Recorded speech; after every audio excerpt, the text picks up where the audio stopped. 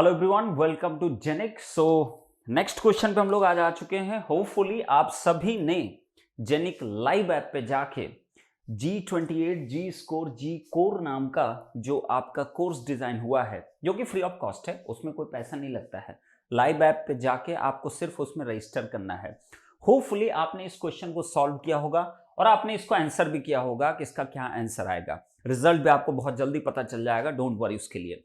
और ध्यान रखना, जो भी इसमें आंसर कर रहे हैं, अपने आंसर सबमिट कर रहे हैं, उनको डेफिनेटली मैं इस बात का जरूर ध्यान रखूंगा कि जब आपका 24 दिसंबर को जो एक बिगेस्ट एवर आपका इवेंट होने वाला है जेनिक एजुकेशन का, जो कि जब अनाउंस करेंगे तभी सुनना उसके बारे में, ठीक है। तो वहां पे बहुत ज्यादा एडवांटेज उनको मिल सकता है।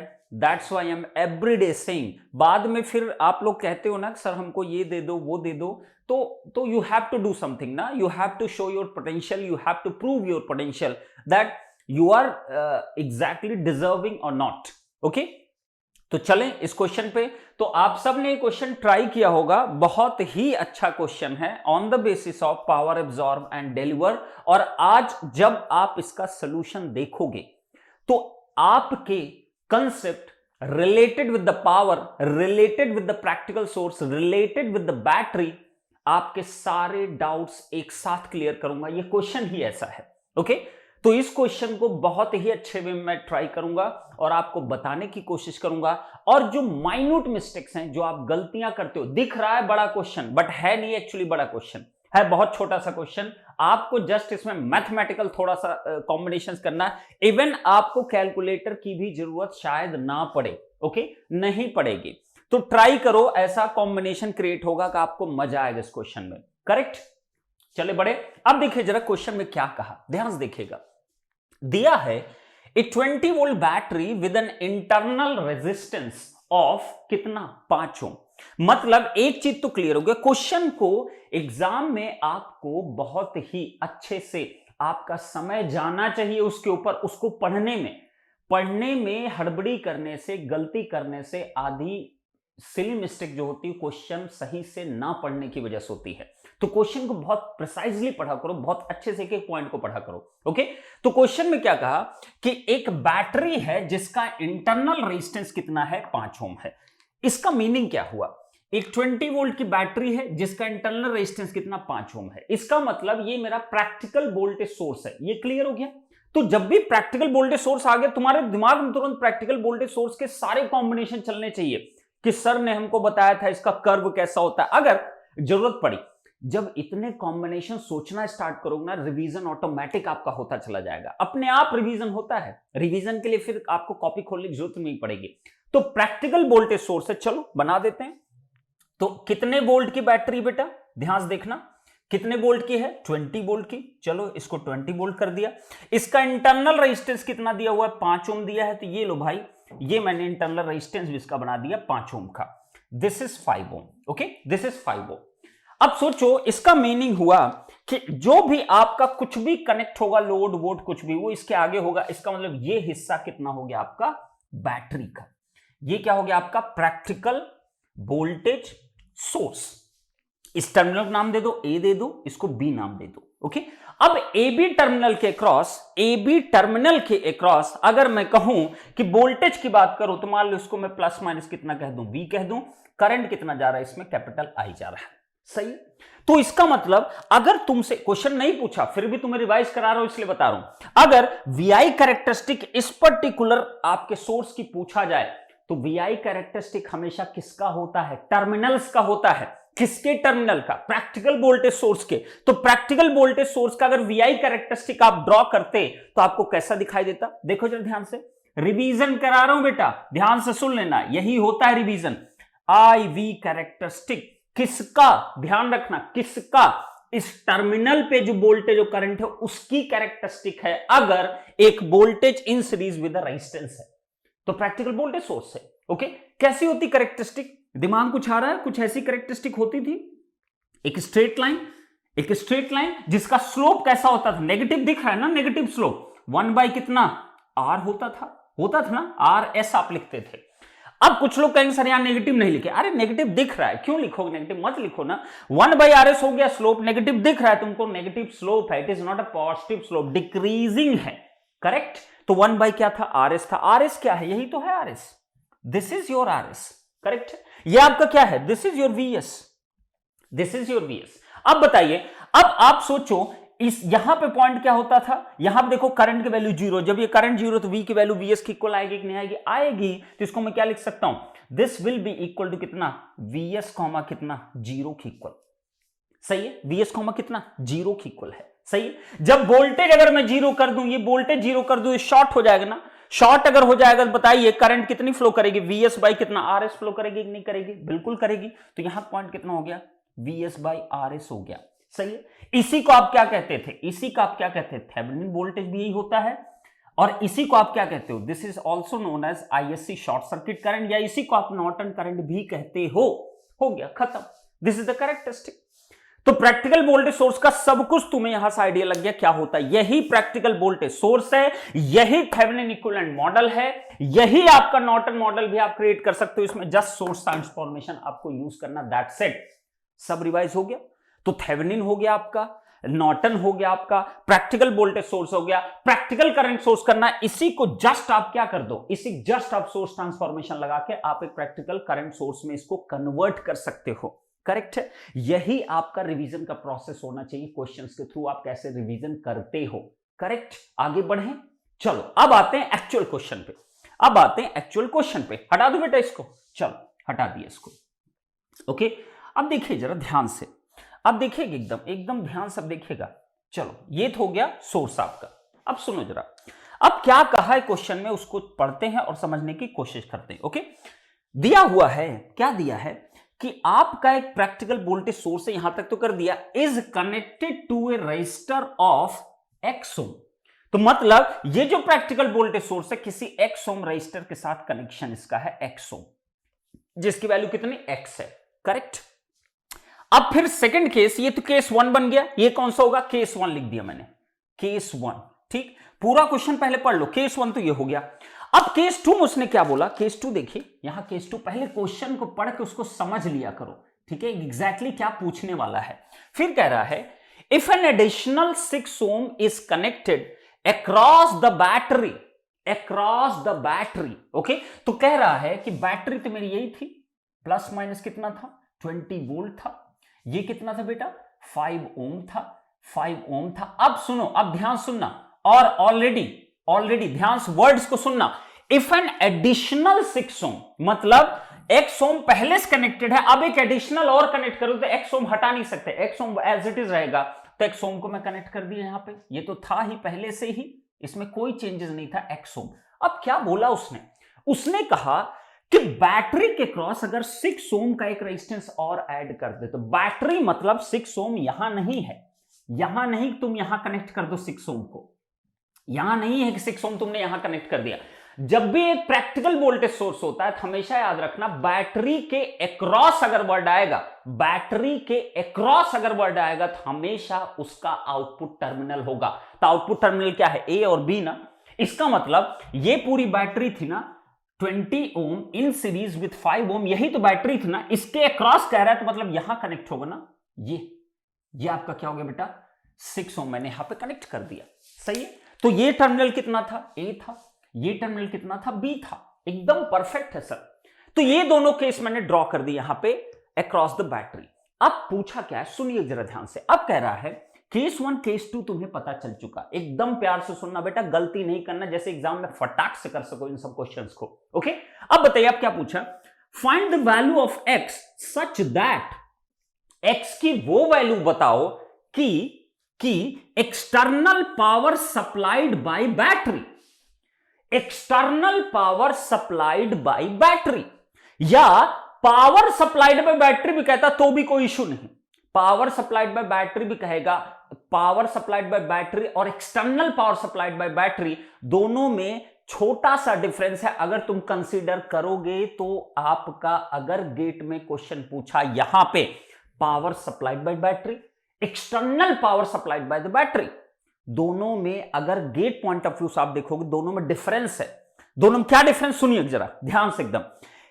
कह रहा है the value of x such that external power supplied by battery. तो पावर सप्लाई कौन कर रहा है, पहले ये क्वेश्चन है, कौन सप्लाई कर रहा है, कौन सप्लाई कर रहा है, बैटरी ना।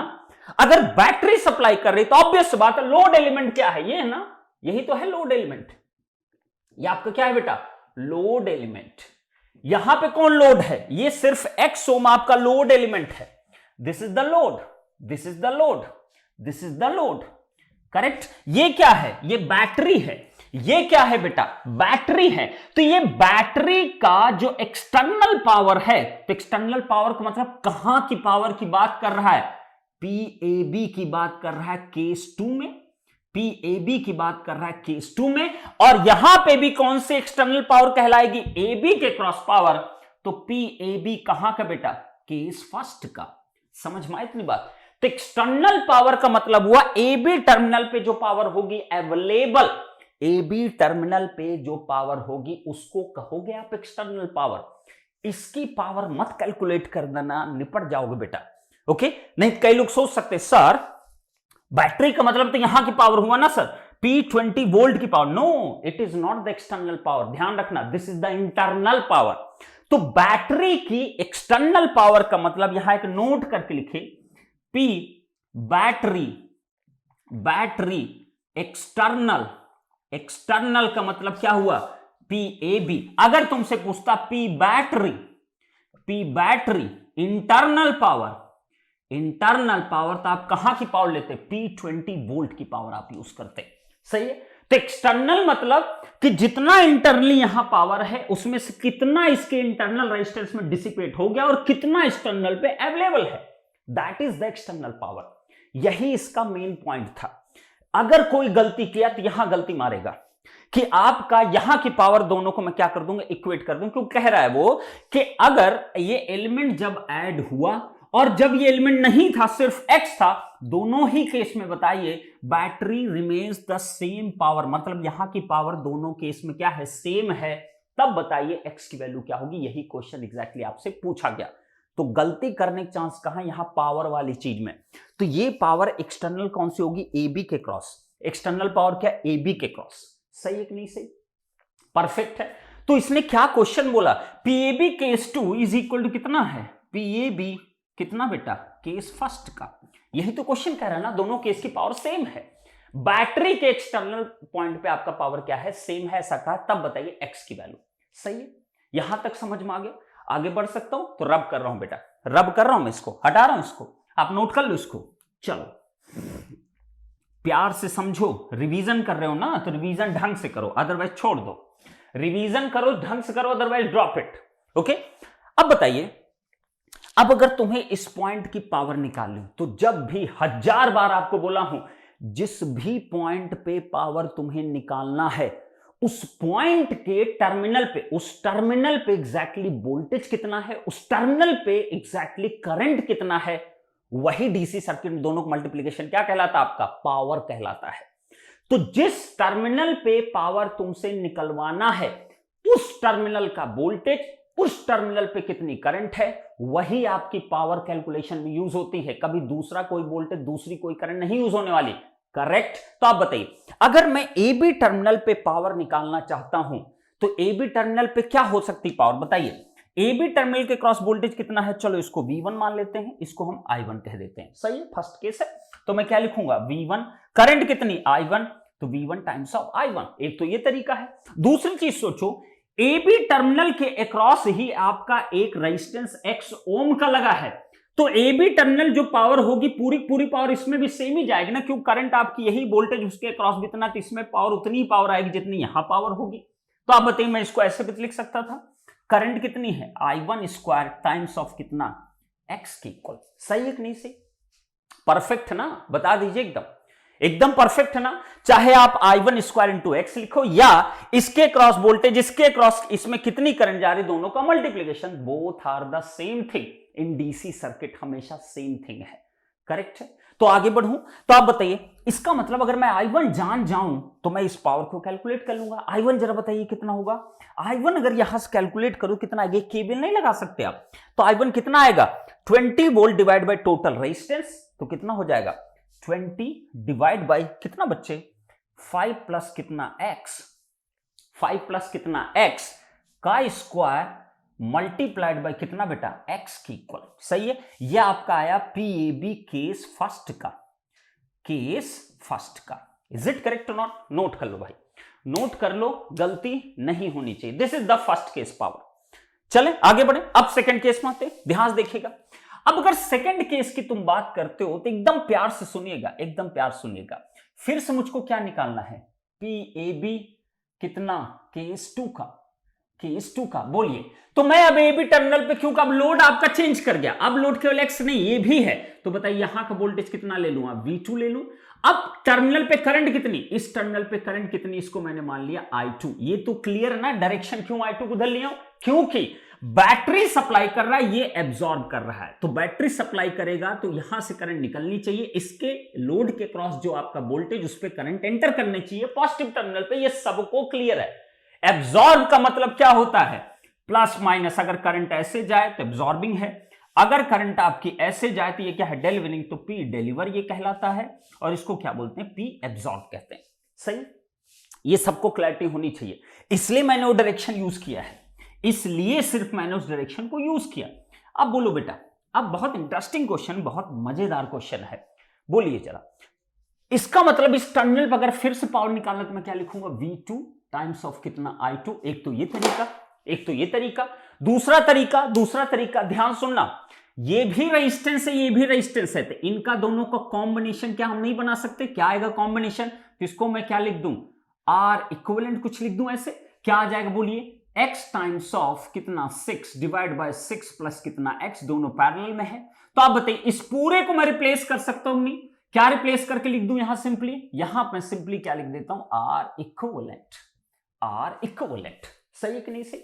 अब बताइए इसी PAB केस 2 को मैं क्या लिख सकता हूं, PAB केस 2 कितना आ जाएगा बच्चे, I2 का स्क्वायर टाइम्स ऑफ कितना R इक्विवेलेंट। सही है कि नहीं सही? एकदम सही है सर।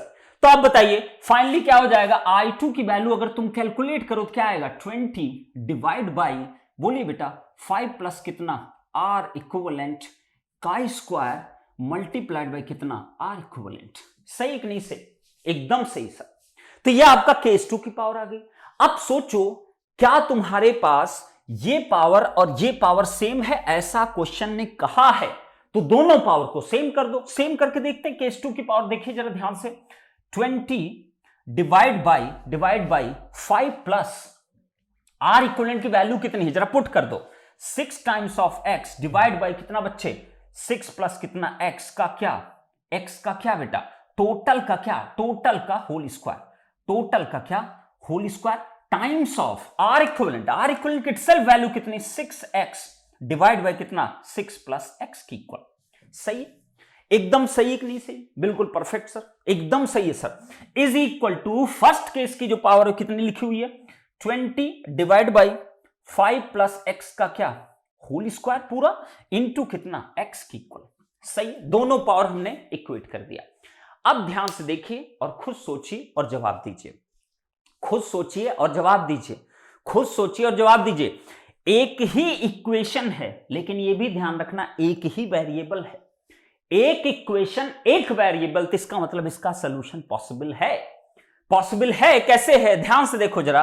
अगर इसको थोड़ा मैं और इंप्लीमेंट करूं तो क्या आ जाएगा, देखिए जरा 20 इंटू, ये अगर एलसीएम यहां पे लेते हो तो कितना आ जाएगा, ये तो ऊपर चला गया, तो 6 प्लस कितना x लिख दूं यहां पे, चलेगा, डिवाइड बाई 6 प्लस x को मल्टीप्लाई करो 5 6 30 प्लस कितना 5 इंटू एक्स 5x प्लस कितना बेटा 6x। सही है, का square into 6x divide by 6 plus x का ये वैल्यू हो गई, इज इक्वल टू 20 का square divide by 5 plus x का क्या होल स्क्वायर इंटू कितना x की इक्वल। सही, यहां तक क्लियर सबको? अब बताइए, अब तुम इतना एक लाइन का इसका आंसर होने वाला है, सोचो और जवाब दो जरा, इसको जरा सॉल्व कर लो। सॉल्व करोगे तो एक क्यूब के फॉर्म में एक इक्वेशन बनेगी, क्यूब के फॉर्म में आ जाएगी। देखो ना, ये स्क्वायर अगर इसके अंदर करोगे, देखो ये एक ये कैंसिल आउट हो जाएगा, इसको उधर ले जाओ, इसको इधर लेके आओ, तुरंत you will get your answer. ध्यान से समझो, सब समझ में आएगा। देखो ना, एक्स एक्स तो ये कैंसिल आउट हो गया, ये देखो एक्स एक्स कैंसिल आउट। इसको जरा आप ध्यान से देखो, इसको आप स्क्वायर करके उधर मल्टीप्लाई करो, इसको आप इधर मल्टीप्लाई करो, आपको ऑटोमेटिक आंसर मिलता चला जाएगा। तो फाइनली अगर आप इसको सॉल्व करते हो तो मेरे पास लिखा हुआ 6x³ माइनस 25x², नेक्स्ट क्या आएगा आपका 150x के equal, 150x is equal to 0 के इक्वल। ये इक्वेशन आपकी आएगी, फिनिश, ये इक्वेशन आपकी बेटा आएगी। अब इस इक्वेशन को ही तुमको सॉल्व करना है और इससे तुम्हें आंसर लेना है कि कितना आंसर मेरा आएगा, यही आपका एक्सप्रेशन आपका आएगा। अब दिमाग लगाओ, सोचो, x देखो इसमें कॉमन है, x x x, तो x तो 0 हो गया, तो बचा क्या 6x² माइनस 25x, नेक्स्ट कितना माइनस 150 इज इक्वल कितना 0 के इक्वल आ गया। सही। अब ये क्वाड्रेटिक इक्वेशन है, इतना तो बेटा करना पड़ेगा, सब कुछ ऐसा नहीं आएगा कि तुम्हारा एक लाइन में ही आंसर चला जाए, फिर वो 3 घंटे में 3 घंटे में आपका 65 क्वेश्चंस नहीं आएंगे, 3 घंटे में आपका 65 क्वेश्चन नहीं आएंगे, तुम्हारा हर क्वेश्चन तुमसे केवल 30 सेकंड बन जाए, नो इट्स नेवर पॉसिबल। कुछ क्वेश्चंस में टाइम लेगा, तो ये क्वेश्चन अगर आएगा तो 2 मार्क्स में आएगा, ये क्वेश्चन अगर आएगा तो बेटा ये 2 मार्क्स में आपका आएगा, 2 मार्क्स में क्वेश्चन आएगा। इन दोनों का आप ब्रेक कर दो तो कितना आ जाएगा, आप करके देखो, x की वैल्यूज जो आएंगी इसको आप सॉल्व कर सकते हो। कैसे सॉल्व कर सकते हो, यू नो श्रीधराचार्य मेथड, ठीक है, इसको सॉल्व कर सकते हो ना क्वाड्रेटिक इक्वेशन को। इसको सॉल्व करोगे तो x की 2 वैल्यूज आएंगी, एक आएंगी 7.5, नेक्स्ट वैल्यू आएगी नेगेटिव क्या आएगी, कितनी आएगी वो भी बता दे रहा हूं, माइनस 10/3, 10/3 की इक्वल, ये 2 वैल्यूज आपकी आएंगी। तो अब सोचो, x की मैं पॉजिटिव वैल्यू लूं कि नेगेटिव वैल्यू है, x की मैं पॉजिटिव वैल्यू लूं कि नेगेटिव वैल्यू लूं, ऑब्वियस बात है मैं क्या लूंगा पॉजिटिव वैल्यू, क्योंकि रेजिस्टेंस क्या है आपका एनर्जी एब्जॉर्बिंग एलिमेंट है, और यहां कहा गया है कि ये रेजिस्टेंस आपका एब्जॉर्ब करेगा पावर को, तो इसका मतलब नेगेटिव वैल्यू को मैं क्या कर दूंगा डिस्कार्ड कर दूंगा। तो मेरा आंसर कितना हो जाएगा x का 7.5 कितना ओम की इक्वल। चेक कर लेना, कैलकुलेशन में कभी इतना ज्यादा वो नहीं करता, आपको ये वेरीफाई करना है कि x की वैल्यू 7.5 कितना, इतना आंसर आएगा। तो इससे तुमने क्या सीखा, x की वैल्यू तो निकल गई, इट्स डन। अब बताइए, हटा दो इसको सब, आप स्क्रीनशॉट ले लो, अगर लेना चाह रहे हो तो आप ले लो स्क्रीनशॉट, देन मैं इसको रिमूव करता हूं, वीडियो पॉज कर दो, मैं हट चुका हूं पूरा, स्क्रीनशॉट ले लो, हटा रहा हूं इसको। चलो अब देखिए, तो आपको यहां मैंने कितनी चीजें बताई, मैंने बताया प्रैक्टिकल वोल्टेज सोर्स, उसकी कैरेक्टरिस्टिक, कैसे रिवाइज किया था क्वेश्चंस के थ्रू, एक्सटर्नल इंटरनल पावर क्या होता है, ये बहुत जरूरी होता है, एक्सटर्नल इंटरनल पावर क्या होता है, ये बहुत जरूरी होता है जानने के लिए, ये बहुत जरूरी बेटा, अगर ये गड़बड़ाया तो सब गड़बड़ा जाएगा। सही है, देखिए जरा, हटा दो इसको, चलो सब हटा दिया, सब कुछ हटा दिया, ओके क्लियर। अब बोलो, अब अगर तुमसे वैल्यूज पूछता, एमएसक्यू अगर ये क्वेश्चन बन रहे, अगर ये एमएसक्यू क्वेश्चन बने, तो यू नो दैट एक्स की वैल्यू कितनी 7.5 ओम है, ओके। अब बताओ, अब तुमसे अगर पूछता कि बैटरी की एक्सटर्नल पावर कितनी, बैटरी की एक्सटर्नल पावर कितनी है, तो नहीं बता सकते, बोलो जरा कितना आ जाएगा, I1 स्क्वायर इंटू कितना x, I1 स्क्वायर इंटू कितना x, वैल्यूज पुट कर दो, I1 की वैल्यू कितनी 20 डिवाइड बाई 5 प्लस x की वैल्यू कितनी 7.5 का स्क्वायर इंटू कितना 7.5, इतना वॉट आपकी क्या आ जाएगी, इतना वॉट आपकी वैल्यू आ जाएगी एक्सटर्नल पावर की। फर्स्ट केस में बैटरी ने इतना पावर क्या किया, दिया किसको, लोड को। दूसरा पॉइंट क्या हो सकता था, पूछता कि बैटरी की इंटरनल पावर बताइए कितना होगा, तो P कितना इंटरनल अगर निकालना होता तो कैसे निकालता, P इंटरनल पावर, तो इंटरनल कैसे निकालता बताइए जरा, इंटरनल अगर निकालना है तो मैं क्या करता, ये 20 वोल्ट है ना, इसमें कितनी करंट जा रही, बैटरी इंटरनल मतलब ये 20 वोल्ट में पावर, तो कैसे निकालोगे, ये वोल्टेज है, करंट कितनी I1 फ्लो कर रही है, तो मैं क्या लिखूंगा 20 टाइम्स ऑफ कितना I1, 20 इंटू I1 की वैल्यू कितनी 20 डिवाइड बाय कितना 5 प्लस 7.5 की इक्वल, इतना वॉट। ये क्या आ गई, बैटरी की इंटरनल पावर, ये क्या आ गई, बैटरी की एक्सटर्नल पावर, ये बैटरी की एक्सटर्नल, ये बैटरी की इंटरनल। तो बताइए, आपसे पूछता बहुत important point, the power dissipated dissipated in the battery, in the battery, in the battery. तो कितना बैटरी के अंदर ही पावर डिसिपेट कर गया? तो बैटरी के अंदर क्या है? Internal resistance. तो इंटरनल रेजिस्टेंस में कितना पावर डिसिपेट किया? दो तरीके। पहला तरीका P internal, internal dissipation, dissipation मतलब जो हीट के फॉर्म में निकल गई पावर, कितना लिख सकते थे? I1 स्क्वायर टाइम्स ऑफ 5 आप लिख सकते थे। एक तो ये तरीका है। दूसरा, जितना इंटरनल है और एक्सटर्नल है दोनों जो डिफरेंस आएगा वही तो क्या होगा? डिसिपेशन कहलाएगा ना। कौन सी पावर ज्यादा होगी? ये इंटरनल ज्यादा पावर, ये एक्सटर्नल कम मिली, इसमें डिसिपेशन माइनस करके। तो आप बताइए मैं क्या लिख दूंगा? इसको ऐसे भी लिख सकता था, P internal, internal minus P कितना? External power. ठीक, तो आप चाहे दोनों को माइनस करके आप निकाल लो या सिंपली I1 स्क्वायर इंटू 5 कर दो तो भी आपकी पावर की वैल्यू मिल जाएगी। कितना डिसिपेट किया है, कितना उसने डिसिपेट किया, ये पावर भी आपको पता चल जाएगी। करेक्ट, समझ में आ गई इतनी बात? तो एक्सटर्नल पावर आपको सेम रखना था, तब आपका 7.5 आपकी x की वैल्यू आई है। एक्सटर्नल पावर को सेम रखना था, इसलिए 7.5 ओम के इक्वल आपकी वैल्यू आई है। समझे? सही है। चलो अब बताइए, अब अगर मैं इस केस माता, कई लोग को क्वेश्चन हो सकते यहां कैसे करेंगे सर? तो आप बताइए यहां पे क्या था एग्जैक्टली? यहां पे क्या था बेटा? यहां पे आपका था 6 ओम, यहां पे आपका क्या था? आपका x, ये कितना है? 7.5 अब हो गया, और ये कितना है? 6 ओम के इक्वल। अब बताइए, अब आपसे क्या पूछा? एक्सटर्नल पावर आपका सेम है, एक्सटर्नल पावर आपका सेम है, तभी तो x की वैल्यू तुमने फाइंड आउट किया। तो बताइए इस टर्मिनल पे जो एक्सटर्नल पावर है वो कितना है? एक्सटर्नल पावर आपका कितना आया था? फर्स्ट केस में जितना आया उतना ही पावर वहां पे भी आएगा, उतना ही पावर एग्जैक्टली आपको वहां पे भी आएगा, उतना ही पावर एग्जैक्टली आपको वहां पे भी आएगा। अब कुछ लोग कहेंगे सर नहीं आएगा, कैलकुलेट करके देखना। कैसे? ध्यान से देखिए, अगर यहां P एक्सटर्नल में निकालता, P एक्सटर्नल तो कैसे निकालते बेटा? बोलिए जरा। इन दोनों का कॉम्बिनेशन यूज करता, R इक्विवेलेंट की वैल्यू निकालता। तो R इक्विवेलेंट कितना आता बच्चे?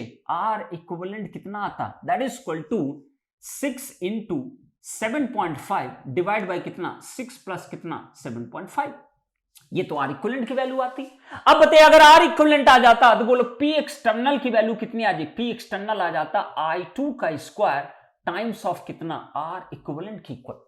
I2 का स्क्वायर टाइम्स ऑफ कितना? R इक्विवेलेंट की वैल्यू। I2 की इटसेल्फ वैल्यू कितनी आती? बोलिए 20 डिवाइड बाई 5 प्लस कितना? R इक्विवेलेंट का स्क्वायर इनटू कितना? R equivalent. That's it. R equivalent की वैल्यू पता है तुमको, यहां पुट करिए सब वैल्यू, P एक्सटर्नल आप कैलकुलेट करिए, देखिएगा, देखिएगा जरूर क्या ये वैल्यू इस वैल्यू की इक्वल आया है कि नहीं आया है। अगर ये वैल्यू इसके इक्वल, ये वाली वैल्यू और ये वाली वैल्यू दोनों अलग अलग आ रही तो इसका मतलब क्वेश्चन हमने गलत किया है, क्वेश्चन हमने रॉन्ग कर दिया है और ये क्वेश्चन आपका सही नहीं माना जाएगा।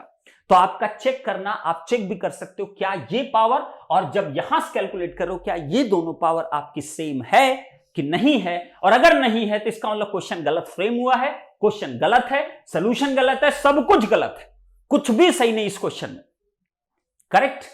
अब तुमसे अगर यहीं पे इंटरनल पावर पूछता, कैलकुलेट जरूर करना और कमेंट में मेरे को बताना जरूर कि क्या एक्सटर्नल पावर सेम आई कि नहीं आई, और अगर नहीं आई तो फिर ऑब्वियस बात है क्वेश्चन गलत है।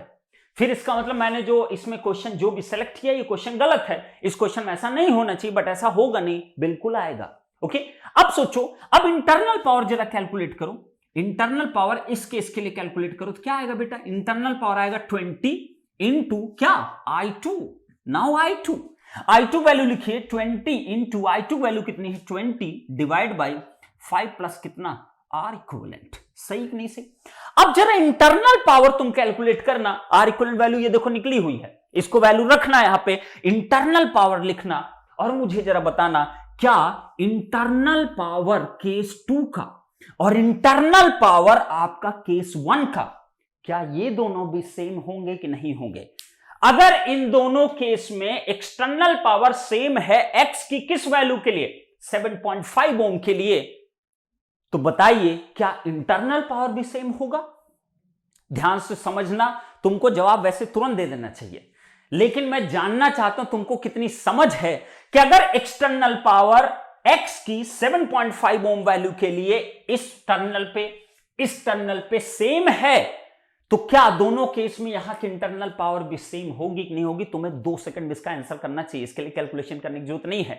और अगर सेम होगी तो क्यों होगी, और अगर सेम नहीं होगी तो क्यों नहीं होगी? इस क्वेश्चन का जवाब आप लोग कमेंट सेक्शन में जरूर देना, ये आपके लिए क्वेश्चन है। ओके, तो बेटा आज आपने बहुत कुछ सीख लिया, एब्जॉर्बिंग, डिलीवरिंग, उसके प्रैक्टिकल वोल्टेज सोर्स का पावर कैसा, इंटरनल, एक्सटर्नल, टर्मिनल का पावर क्या होता है, इंटरनल पावर क्या होता है, डिसिपेशन क्या होता है, सब कुछ कैलकुलेट कर सकते हो। करेक्ट है? अगर यही लोड पावर पूछता तो भैया एक्सटर्नल पावर ही लोड पावर है, एक्सटर्नल पावर ही लोड पावर है।